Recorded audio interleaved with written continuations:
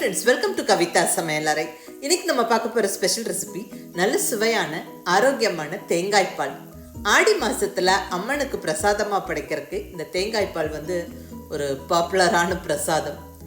But இங்கே Coimbatore side இது always popular and ஸ்பெஷலுங்க. இங்கே டீ கடை மாதிரி இந்த தேங்காய்பால் மட்டுமே விற்பனை பண்ணுற கடைகள் நிறையா இருக்கும் கோயம்புத்தூர் சைடு. ரொம்ப நல்லா இருக்குங்க. நல்லா சுட சுட அந்த திக்கான தேங்காய் பால் சாப்பிட்றதுக்கு ரொம்ப ரொம்ப டேஸ்ட்டாக இருக்கும். டீ காஃபிக்கு பதிலாக சூடாக இந்த தேங்காய் பால் எங்கள் ஊரில் ரொம்ப பாப்புலருங்க. வீடுகள்லேயும் செய்வாங்க. வாய்ப்புண்ணு வயிற்றுப்புண்ணெல்லாம் இருந்தால் அதை சரி செய்யறதுக்கு இந்த தேங்காய் பால் நல்ல ஒரு மருந்தாக இருக்கும். சளி பிடிச்சு தொண்டை கரகரப்பாக இருக்கும்போது தேங்காய் பாலில் சுக்கு மிளகெல்லாம் சேர்த்து இப்படி தேங்காய் பால் செஞ்சு தருவாங்க. அவ்வளோ நல்லாயிருக்கும். அந்த தொண்டை கரகரப்பும் ஈஸியாக குணமாயிரும். ஸோ ஒரு அருமையான இந்த தேங்காய்பால் எப்படி பண்ணுறதுன்னு பார்க்கலாங்க. இது நிறையா பேர் ரிக்வெஸ்ட் பண்ணின ஒரு ரெசிபி. வாங்க ரெசிபி எப்படின்னு பார்க்கலாம். இங்கே ஒரு முழு தேங்காவை உடைச்சி நல்லா துருவி எடுத்து வச்சாச்சு. இதை நம்ம அரைச்சி பால் புழிஞ்சு எடுத்து வைக்கணும். இப்படி தேங்காவை துருவியும் அரைச்சி பால் புளியலாம், இல்லை பீஸ் பீஸாக கட் பண்ணி போட்டுக்கலாம். அது உங்கள் விருப்பம். தேங்காய் இங்கே ரெடியாக இருக்குது. அடுத்த ஸ்டெப்பாக கொஞ்சம் பாசிப்பருப்பை வறுத்துக்கிறேன். 1 டேபிள் ஸ்பூன் அளவுக்கு பாசிப்பருப்பை ஒரு சூடான பேனில் போட்டு விட்டு கொஞ்சம் செவந்து வர வரைக்கும் வறுத்து விட்டுக்கிறேன். ஸ்டவ்வை கொஞ்சம் மீடியம் ஃப்ளேமில் வச்சுக்கிட்டு பொறுமையாக வறுத்து விடுங்க. கரிஞ்சிடக்கூடாது. நல்லா கொஞ்சம் செவந்து வரணும்.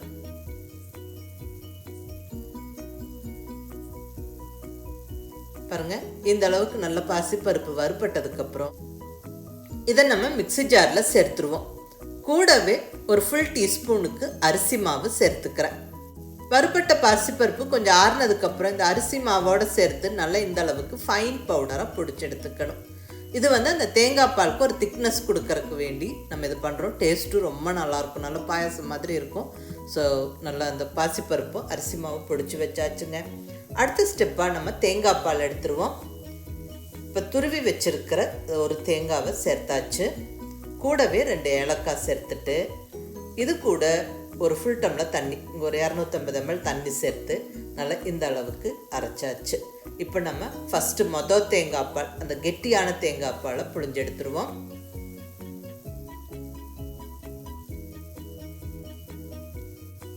இப்படி ஒரு வடிகட்டியில் அரைச்ச தேங்காவை சேர்த்து விட்டு நல்லா இப்படி அழுத்தி விட்டோம்னா அந்த கெட்டியான தேங்காய் பால் நம்மளுக்கு கிடைக்கும்.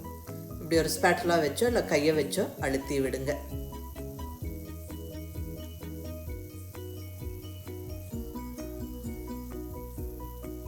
பாருங்க, அந்த கெட்டியான தேங்காய் பால் எடுத்தாச்சு. இப்போ இதை ஒரு டம்ளரில் அளந்து வச்சுருவோம். கிட்டத்தட்ட ஒரு டம்ளருக்கு இந்த தேங்காய் பால் இருக்குது. பால். அடுத்தது அதே தேங்காவை திரும்பவும் நம்ம மிக்ஸி ஜாரில் சேர்த்துருவோம். இது கூட இன்னொரு 1.5 டம்ளர் அளவுக்கு தண்ணி சேர்த்துக்கலாம். ஒரு 300-350 ml தண்ணி சேர்த்துப்போம்.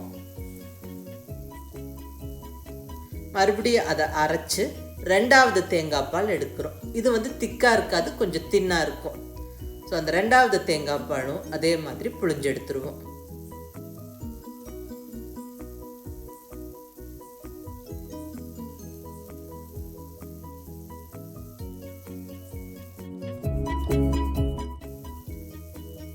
அவ்வளோதாங்க. பாருங்க, இது தேங்காய் பால், அந்த திக்கான பால். இது 2வது தேங்காய் பால். இது 1 டம்ளர் இருக்குது. இது கிட்டத்தட்ட ஒரு 1.5 டம்ளருக்கு மேலேயே இருக்குங்க. இப்போ இதுக்கு தகுந்த மாதிரி நம்ம வெல்லத்தை அளந்து எடுத்துக்கணும். நாட்டு சர்க்கரை அல்லது பொடிச்ச வெல்லம் எது வேணாலும் எடுத்துக்கலாம். நான் இங்கே வெல்லம் எடுத்துருக்கிறேன். இது கிட்டத்தட்ட ஒரு 150 கிராமுக்கு மேலே இருக்குங்க. இப்போ இது ஒரு சூடான பேனில் போட்டு விட்டு ஒரு 1/4 கப் அளவுக்கு தண்ணி சேர்த்து நல்லா கரைச்சி எடுத்துப்போம். அதாவது பாகெல்லாம் ஒன்றும் காய்ச்ச போகிறதில்ல. இந்த வெல்லம் கரைஞ்சி நம்ம வடித்து எடுத்துக்கணும். ஸோ அதனால் கொஞ்சம் சூடாக்குறோம். வெல்லத்தை இப்படி சூடாக்கும் போது ஈஸியாக அது டக்குன்னு கரைஞ்சிரும். அதுக்கப்புறம் நம்ம வடித்து யூஸ் பண்ணலாம். பாருங்கள், கொதிச்சிருச்சு. வெல்லம் நல்லா கரைஞ்சிருச்சு. ஸ்டவ்வை ஆஃப் பண்ணி இதை எடுத்து வச்சுருவாங்க. இருக்கட்டும். இப்போ அடுத்தது தேங்காய் பால் செய்கிற பாத்திரத்தில் ஃபஸ்ட்டாக நான் அந்த அரைச்ச பொடியை சேர்த்துக்கிறேன். வறுத்த பாசிப்பருப்பு அரிசி மாவும் சேர்த்து அரைச்சிருந்தோம், அது சேர்த்தாச்சு. அடுத்ததாக இங்கே 2வது பால், அதாவது பால் திக்கான பால் விட்டு இந்த தின்னான பால் இருக்கும் இல்லைங்களா, அது அந்த 2வது பாலை கம்ப்ளீட்டாக சேர்த்து விட்டு இந்த பொடியோடு சேர்த்து நல்லா கலந்துக்கலாம். கட்டிலாம் நல்லா கலந்துக்கோங்க. பாசிப்பருப்பு பொடியும் 2வது தேங்காய் பாலும் நல்லா கலந்தாச்சு. இப்போ இதை ஸ்டவ் ஆன் பண்ணி வச்சு விட்டுருவோம்.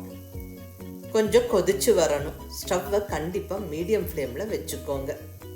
ஒரு 4-5 நிமிஷத்துக்கு மேலே நல்லா கிளறி விடுங்க.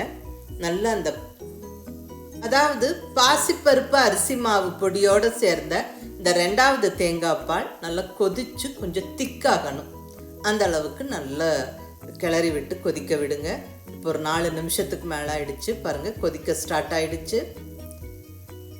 இன்னும் கூட கொஞ்சம் நல்லா கொதிச்சு திக்காகணும். கொதிக்க கொதிக்க அப்படியே திக்காகும். வாசனை நல்லா இருக்குங்க. நல்லா அந்த பாசிப்பருப்பு அந்த தேங்காய் பால் அப்படியே கொதிச்சு வரும்போது வாசனை சூப்பராக ஜம்முன்னு இருக்கும். பாருங்கள், இந்த அளவுக்கு நல்லா கொதிச்சிருச்சு. இப்போ இதில் நம்ம ரெடி பண்ணி வச்சிருக்கிற அந்த வெள்ளைக்கரசலை சேர்த்துருவோம். வெள்ளைக்கரசல் கம்ப்ளீட்டாக சேர்த்தாச்சு. நல்லா அகைன் ஒரு வாட்டி கலந்து விட்டுருவோம். இப்போ வெள்ளைக்கரசலோடு சேர்ந்து நல்லா ஒரு 1-2 நிமிஷம் கொதிச்சு வரட்டும். பாருங்கள், கொதிக்க ஸ்டார்ட் ஆகுது. அந்த பாசிப்பருப்பு அரிசி மாவோடு சேர்ந்து அந்த 2ஆம் பால் திக்கானது நல்லா தெரியுது. பாருங்கள், கொஞ்சம் அப்படியே கெட்டியாயிடுச்சு. இப்போ இந்த ஸ்டேஜில் ஸ்டவ்வை சிம்மில் வச்சுட்டு நம்ம தேங்காய் பால் சேர்த்துடணும். தேங்காய் பால் சேர்த்துட்டு நம்ம இதை கொதிக்க விடக்கூடாது. நல்லா கலந்து விட்டுட்டு ஒரு 1-2 நிமிஷம் அப்படியே சிம் ஃப்ளேம்லேயே வச்சு விட்டுருவோம். அது அப்படியே கொதிக்க ஸ்டார்ட் ஆகும்போது அதில் அந்த கொஞ்சம் சூடேறி கொதிக்க ஸ்டார்ட் ஆகும்போது நம்ம ஸ்டவ் ஆஃப் பண்ணிடணும்.